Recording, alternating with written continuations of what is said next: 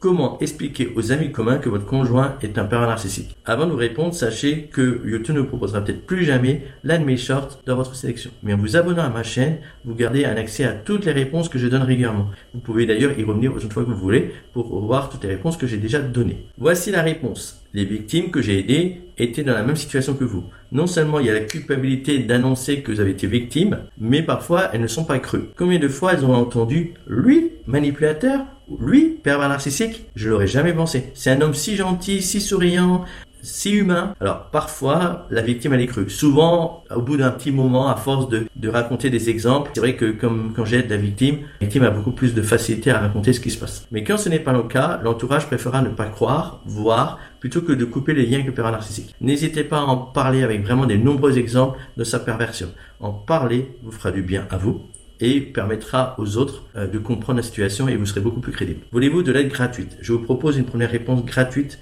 de votre situation lors d'un échange téléphonique. Contactez-moi au 06 95 26 11 32. Ne manquez pas cette chance unique d'avoir de l'aide gratuitement. Et je vous promets que c'est vraiment gratuit parce que si vous voulez, je peux même vous appeler. Dans ce cas, rendez-vous sur mon site patrickmuller-coach.com. Vous allez dans l'onglet Contact et vous remplissez le formulaire et je vous appelle au jour et l'heure de votre choix.